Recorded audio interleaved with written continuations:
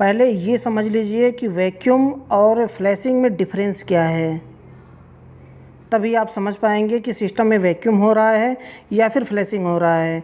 क्योंकि मैं वैक्यूम का क्रिया बताया हूँ कि वैक्यूम कैसे किया जाता है इमरजेंसी में, अगर वैक्यूम पंप ना हो तो हमारे एक दोस्त ने उसमें कमेंट किया है कि ये वैक्यूम नहीं बल्कि फ्लैशिंग हो रहा है। तो वैक्यूम और फ्लैशिंग में डिफरेंस क्या होता है, अंतर क्या होता है, इसको समझ लीजिए। लेकिन हाँ, उससे पहले मैं बताना चाहूँगा कि जो प्रोफेशनल वैक्यूम होता है ना, वो सिर्फ वैक्यूम पंप से ही हो सकता है, किसी जुगाड़ से नहीं हो सकता। ये नहीं कि डिस्चार्ज लाइन से निकाला, सक्शन लाइन से थोड़ा एयर निकाला, या फिर कहीं और से भी थोड़ा सा पाइप जॉइंट करके एयर निकाला, ये नहीं होता है। वैक्यूम, प्रोफेशनल वैक्यूम सिर्फ वैक्यूम पंप से ही होता है, और बाकी सब तो काम चलाऊ होता है। ऐसे ही जो सेल्फ वैक्यूम होता है और जो एयर निकालते हैं और एक तरफ से एयर डाल के एयर निकालते हैं, ये सब काम चलाऊ होता है, और प्रोफेशनल वैक्यूम सिर्फ वैक्यूम पंप से होता है। तो डिफरेंस क्या है दोनों में, ये समझ लीजिए। लेकिन उससे पहले मैं बताना चाहूँगा कि अगर आपने अभी तक अमरेश 11 टेक चैनल को सब्सक्राइब नहीं किया है तो नीचे लाल कलर का सब्सक्राइब का बटन है, उसे दबाकर सब्सक्राइब कर लें और बेल आइकन को प्रेस कर दें ताकि हमारे आने वाली न्यू वीडियो की नोटिफिकेशन आपको सबसे पहले मिल सके। क्योंकि दोस्तों, हम आपके लिए ऐसे यूजफुल वीडियो हमेशा लेकर के आते रहते हैं। तो हम टॉपिक की बात करते हैं। वैक्यूम का मतलब होता है जब सिस्टम को वैक्यूम करते हैं, यानी कि पूरा हवा रहित करना, पूरे सिस्टम को। जितने भी एयर कंडीशनर में, आउटडोर में और इनडोर में जितने भी एयर हैं, सभी एयर को निकाल कर बाहर फेंकना, उसे वैक्यूम कहते हैं। समझ लीजिए, ध्यान से अपने दिमाग में रख लीजिए, तब समझ में आएगा कि वैक्यूम क्या है और फ्लैशिंग क्या है। वैक्यूम का मतलब पूरे सिस्टम को हवा रहित करना, पूरा सिस्टम में जितना एयर है उसको निकाल कर बाहर फेंकना। जो मैं बता रहा हूँ तभी आप समझ पाएंगे जब मेरी बातों को बहुत ध्यान से सुनेंगे। तो वैक्यूम का मतलब ये होता है, और फ्लशिंग का मतलब होता है कि एक तरफ से एयर डालना और एक तरफ से एयर निकाल कर फेंक देना, ये होता है फ्लशिंग। जैसे डिस्चार्ज के रास्ते से अगर हम स्प्लिट एयर कंडीशनर की बात करें, अगर डिस्चार्ज के रास्ते से एयर डाल रहे हैं, चाहे गैस डाल रहे हैं या फिर नाइट्रोजन डाल रहे हैं या फिर कंप्रेसर से एयर डाल रहे हैं, एक तरफ से डालते हैं और दूसरी तरफ से सक्शन के रास्ते से निकाल लेते हैं, ये होता है फ्लशिंग। अब समझ गए होंगे यहाँ पर कि वैक्यूम और फ्लशिंग में क्या डिफरेंस है। जो मैं ऑलरेडी एक वीडियो बनाया हूँ, उस वीडियो में बताया हूँ कि आप डिस्क्रिप्शन में लिंक मिलेगा या फिर आई बटन में फ्लैश हो रहा है, वहाँ से क्लिक करके उस वीडियो को देख सकते हैं। मैं थंबनेल आपको दिखाने की कोशिश कर रहा हूँ, ये थंबनेल ये वीडियो में बनाया था।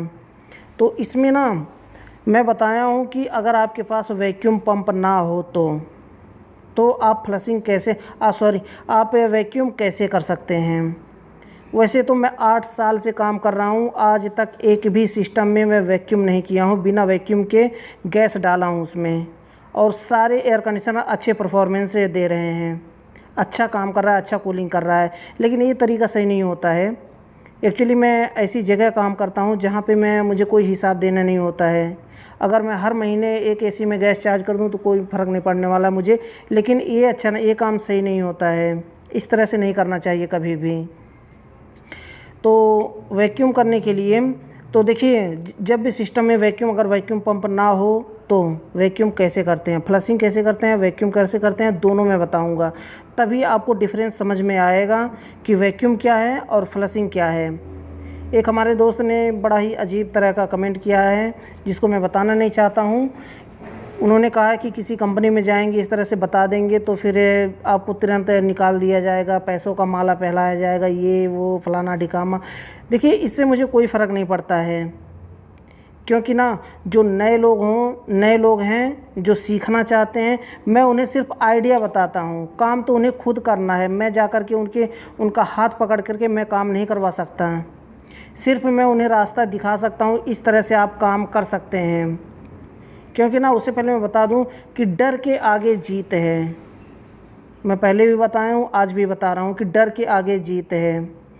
आप अगर डरते रहेंगे कि यार सिस्टम में कैसे मैं गैस डालूँगा, कैसे वैक्यूम करूँगा, कैसे फ्लश करूँगा, अच्छा काम करेगा, कूलिंग करेगा कि नहीं करेगा, कितना एम्पियर लेगा, कितना गैस चार्ज करना है, ये सब बिल्कुल अपने दिमाग से निकाल दीजिए अगर मार्केट में काम करना है आपको तो। सिस्टम में कुछ नहीं होता, सीधा ढकेल के गैस। हम लोग यहाँ पे क्या करते हैं, सिंगल एक लाइन से, गेज वेज कुछ नहीं इस्तेमाल नहीं करते हैं। सिंगल एक लाइन से हम यहाँ पर क्या करते हैं, सिलेंडर में कनेक्ट करते हैं, एक हम जो चार्जिंग वाल में कनेक्ट करते हैं, सीधा उल्टा करके सिलेंडर डाल देते हैं, गैस चला जाता है और सिस्टम अच्छा काम करता है। लेकिन मैं कभी कभी वीडियो दिखाने के लिए मैं गेज का इस्तेमाल करता हूँ, गेज दिखाता हूँ, लेकिन गेज से ही गैस चार्ज करना चाहिए। लेकिन आपके पास अगर एक्सपीरियंस बहुत ज़्यादा हो जाए तब आप जा कर के इस तरह का काम कर सकते हैं कि सिंगल लाइन से आप गैस कैसे चार्ज करना है आप कर सकते हैं। सिंगल लाइन से, एक लाइन से सिर्फ गेज लगाने की ज़रूरत नहीं है, आपको क्लैमीटर भी लगाने की ज़रूरत नहीं है। आप चार्जिंग जो सक्शन लाइन है उसे पकड़कर आप समझ जाएंगे कि कितना गैस हो चुका है इसमें। तो ये तो एक्सपीरियंस होने के बाद की बात है। लेकिन अभी आप अगर वैक्यूम करना चाहते हैं तो इस वीडियो को जाकर देखिए। इस वीडियो में मैं दोबारा एक्सप्लेन करूँगा ताकि जिनके समझ में ना आया हो वो समझ जाएं। होता क्या है, स्प्लिट एसी में एक डिस्चार्ज लाइन, एक सक्शन लाइन होता है। मैं वैक्यूम करने का तरीका बता रहा हूँ, वैक्यूम फ्लशिंग भी बताऊँगा कि फ्लशिंग कैसे किया जाता है। वैक्यूम एक डिस्चार्ज लाइन, एक सक्शन लाइन होता है। तो सक्शन लाइन हमें क्या करना है, सक्शन लाइन को खोल देना है पाइप स्लाइड रिंच से। उस जो फ्लेयर नट है, फ्लेयर नट को खोल करके अलग कर देना है सक्शन लाइन। और जो उसका एलकी है ना, एलकी जो जहाँ से हम गैस बंद करते हैं वहाँ से सक्शन लाइन का सक्शन वाल को बंद कर देंगे ताकि बाहर से एयर ना खींचने पाए। वैसे तो अगर एलकी नहीं बंद करते हैं, हम एलकी से अगर नहीं बंद करते हैं उस वाल को, तो होता क्या है, सक्शन लाइन से एयर खींचेगा, डिस्चार्ज के रास्ते से फेंकेगा, सक्शन के रास्ते से खींचेगा, डिस्चार्ज के रास्ते से फेंकेगा। तो ये फ्लशिंग के क्रिया में चला जाता है। लेकिन वहाँ पर क्या करना है कि इस वाल को बंद कर देना है आपको, सक्शन लाइन का जो वाल है उसे बंद कर देना है ताकि क्या हो कि एयर बाहर से ना खींचने पाए। अब देखिए, एक तो हमारा सक्शन लाइन खुला हुआ है और जो जहाँ से खींचने का है वाल, वह वाल बंद है, एयर खींच नहीं पाएगा, सिर्फ फेंक पाएगा।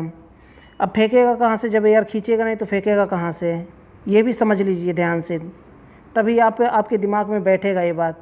एयर खींचेगा नहीं तो फेंकेगा कहाँ से, तो एयर जब नहीं खींचेगा तो सिस्टम में जितना एयर है उसको निकाल करके बाहर फेंक देगा।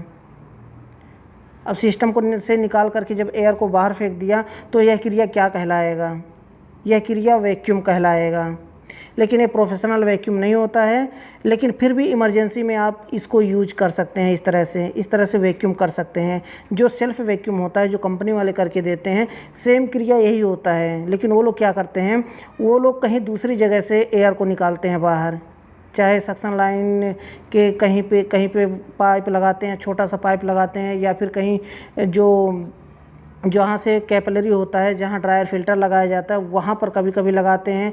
आपने रेफ्रिजरेटर देखा होगा, रेफ्रिजरेटर में जो ड्रायर फिल्टर लगा होता है, ड्रायर फिल्टर के बगल में एक अलग से एक छोटा सा पाइप उसमें जुड़ा रहता है।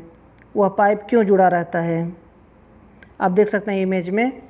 इस तरह से एक छोटा सा पाइप जुड़ा रहता है ड्रायर फिल्टर में, वही पाइप होता है जो वैक्यूम करने के काम में आता है। वैक्यूम करके वो लोग उस पाइप को ब्लॉक कर देते हैं, कंपनी वाले सेल्फ वैक्यूम ही करते हैं। तो वैक्यूम करके और क्या करते हैं, उस पाइप को ब्लॉक कर देते हैं और गैस चार्ज कर देते हैं। यही तरीका है कि सक्शन लाइन के रास्ते से अगर आप एयर को निकालते हैं तो वही सेम क्रिया होगा। चाहे आप ड्रायर फिल्टर के पास आप छोटा सा पाइप ज्वाइंट करें या फिर सक्शन लाइन के रास्ते से आप निकाल दें एयर को, सेम क्रिया है। सेम आपका वैक्यूम होगा, जो सेल्फ वैक्यूम होता है वही सेम क्रिया है जो कंपनी वाले करते हैं। तो डिस्चार्ज लाइन के रास्ते से जब फेंका कंप्रेसर को स्टार्ट करेंगे, सिस्टम स्टार्ट करेंगे, तो क्या करेगा कि डिस्चार्ज लाइन के रास्ते पूरे कंडेंसर में। अब देखिए डिस्चार्ज लाइन कहाँ से शुरू होता है, इसको भी समझ लीजिए। डिस्चार्ज लाइन जो है कंप्रेसर से निकलता है, डिस्चार्ज लाइन कंप्रेसर से निकलता है, कैपिलरी के रास्ते सीधा कंडेंसर में जाता है, आउटडोर के कंडेंसर में, कंडेंसर से हो करके फिर बाहर निकलता है लिक्विड लाइन के रास्ते से, सीधा चला जाता है इंडोर में। ध्यान से समझ लीजिए, जो साइकिल, ये मैं साइकिल बता रहा हूँ, साइकिल क्रिया किस तरह से होता है अपने दिमाग में बैठा लीजिए। तो इसका साइकिल इसी तरह से होता है कि कंप्रेसर से निकलता है सीधा कंडेंसर में जाता है कैपिलरी के रास्ते, उसके बाद वहाँ से निकलता है जो डिस्चार्ज लाइन से निकलता है सीधा कंडेंसर में जाता है, कंडेंसर से निकलता है सीधा कैपिलरी के रास्ते, सीधा लिक्विड लाइन के रास्ते, सीधा इंडोर में चला जाता है। अब इंडोर में इनपुट में जाता है और इंडोर से आउटपुट जो निकलता है सीधा उस सक्शन लाइन के रास्ते से, जो मोटा पाइप होता है, मोटा पाइप के रास्ते से सीधा आता है हमारा क्या है कि वापस कंप्रेसर में चला जाता है। तो कंप्रेसर में जाएगा कहाँ से, यहाँ पे जब हमने ये ब्लॉक कर दिया है पाइप, यहाँ पे पाइप खोल दिया हमने, सक्शन लाइन का पाइप हमने जो फ्लेयर नट है हमारा खोल के अलग हमने किया है।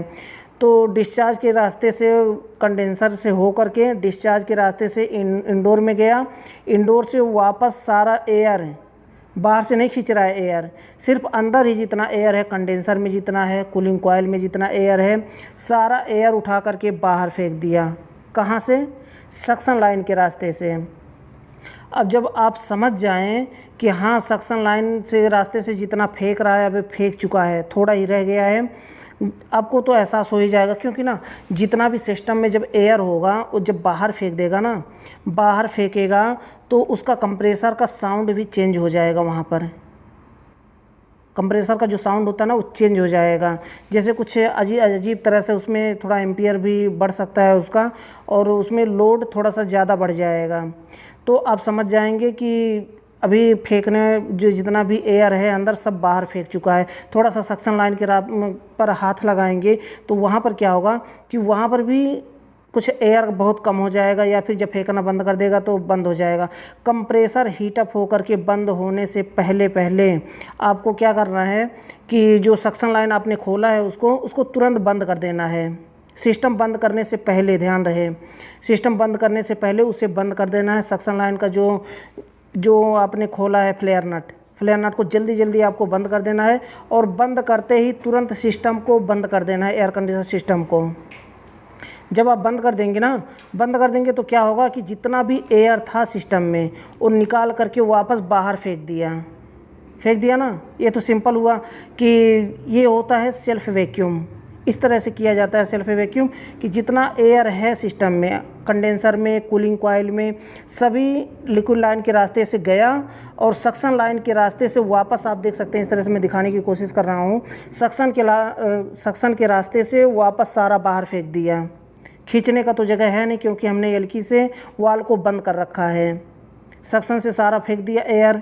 अब इसे जल्दी जल्दी हम बंद कर देंगे। बंद करने के बाद तुरंत एयर कंडीशनर सिस्टम को बंद कर देने, क्लोज कर देंगे। अब क्या हुआ कि पूरा सिस्टम हमारा हवा रहित हो गया, वैक्यूम हो चुका है। ये होता है वैक्यूम करने का तरीका सिस्टम को। स्प्लिट एसी हो या फिर विंडो एसी है, विंडो एसी को भी आप छोटा सा पाइप लगा करके ड्रायर फिल्टर के साथ में इस तरह से वैक्यूम कर सकते हैं। वैक्यूम करने के बाद क्या होता है, तुरंत उसे ब्लॉक कर दें, पाइप को ब्लॉक कर दें, और ब्लॉक करने के बाद ब्रेजिंग कर दें उसे। उसके बाद रेफ्रिजरेंट को चार्ज करें। अब देखिए हमने सक्शन लाइन का जो हमने खोला था फ्लेयर नट, इसको बंद कर दिया। बंद करने के बाद वाल जो आपने बंद किया, ध्यान रहे कि इसे रेफ्रिजरेंट डालने से पहले आप वाल को खोल लें। वाल तो खुल गया हमारा, एलकी से वाल को खोल लें। खुलने के बाद उसमें रेफ्रिजरेंट थोड़ा सा चार्ज करें। स्टैंडिंग पोजीशन में जितना रेफ्रिजरेंट जाता है चार्ज कर दें, नहीं तो बाद में दिक्कत होता है कि आप एयर कंडीशनर को स्टार्ट करके आप अगर गैस चार्ज करते हैं तो थोड़ा सा उसमें प्रॉब्लम होता है, दिक्कत होती है, आपको दिक्कत का सामना करना पड़ सकता है। अगर सिलेंडर ठंडा हो गया तो जल्दी जल्दी गैस नहीं लेता है सिस्टम, इसलिए स्टैंडिंग पोजीशन में जितना आप देना हो उसमें गैस दे दें, ताकि जब भी सिस्टम स्टार्ट हो उसमें कम से कम 30 का प्रेशर, 40 का प्रेशर हो। उसके बाद आप थोड़ा थोड़ा करके गैस डाल दें। ये होता है वैक्यूम करने का तरीका। अब फ्लैशिंग करने का तरीका मैं बताऊंगा कि फ्लैशिंग कैसे किया जाता है। फ्लैशिंग करने के लिए आप डिस्चार्ज तो वैसे ही रहेगा। सक्शन लाइन का जो ये फ्लेयर नट है इसे खोल करके अलग कर देंगे हम।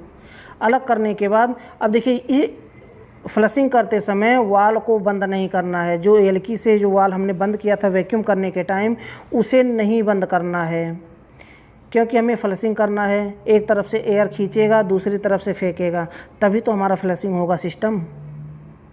इस बात को आप समझ सकते हैं। अभी जो मैं बता रहा हूँ इसको आप समझ, अगर सिस्टम का साइकिल क्रिया और एयर कंडीशनर में सक्शन लाइन डिस्चार्ज लाइन कहाँ पर जुड़ा होता है, साइकिल के जो रेफ्रिजरेंट का साइकिल कैसे होता है, अगर आप जानते हैं तो मेरी बातों को अच्छे से समझ पा रहे होंगे।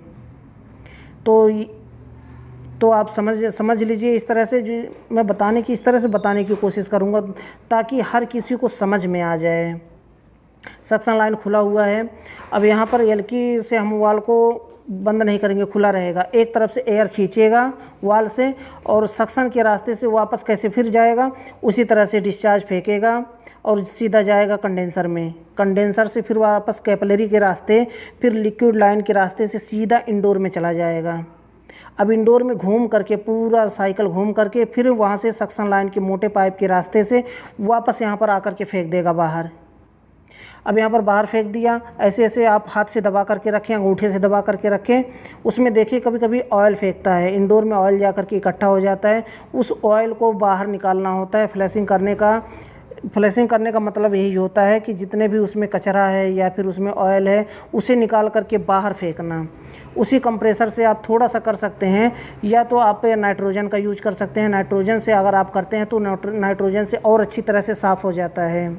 या तो आप वही R22 R410 जो भी हो, R32 थोड़ा सा रेफ्रिजरेंट आप यूज करके रेफ्रिजरेंट से ही आप प्रेशर मार करके फ्लशिंग कर सकते हैं। तो उससे क्या होगा कि जितना भी ऑयल होगा सब बाहर निकल जाएगा।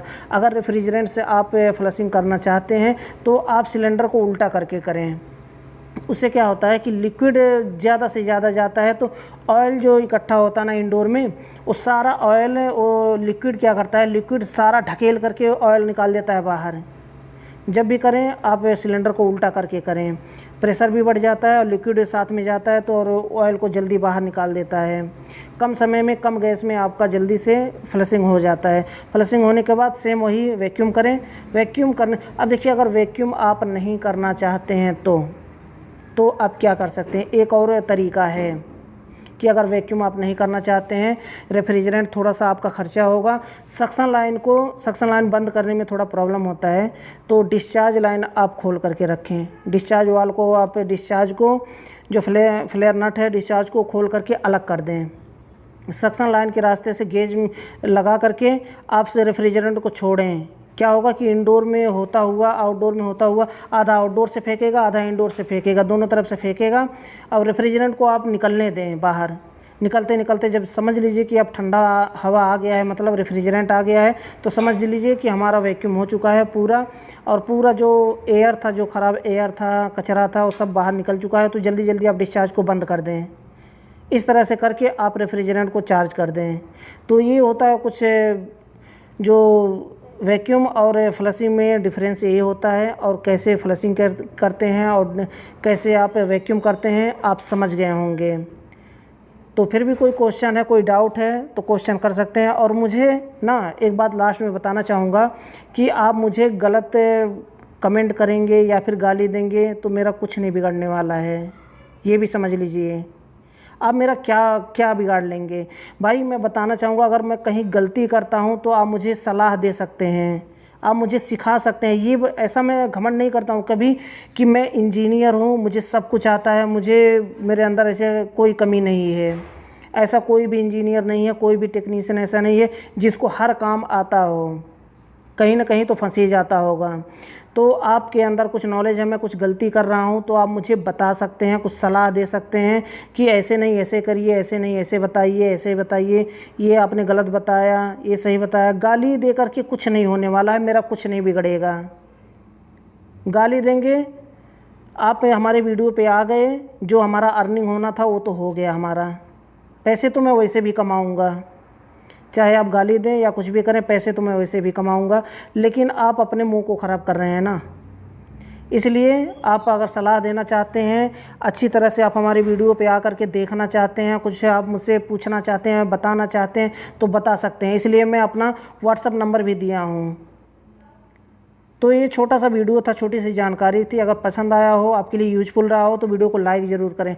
लास्ट में फिर से बताना चाहूँगा कि अगर आपने अभी तक अमरेश 11 टेक चैनल को सब्सक्राइब नहीं किया है तो नीचे लाल कलर का सब्सक्राइब का बटन है, उसे दबाकर सब्सक्राइब कर लें और बेल आइकन को प्रेस कर दें ताकि हमारे आने वाली न्यू वीडियो को नोटिफिकेशन आपको सबसे पहले मिल सके, क्योंकि दोस्तों हम आपके लिए ऐसे यूजफुल वीडियो हमेशा लेकर के आते रहते हैं। तो दोस्तों आज के लिए बस इतना ही था। अगले वीडियो में फिर जल्दी मिलते हैं एक नए टॉपिक के साथ।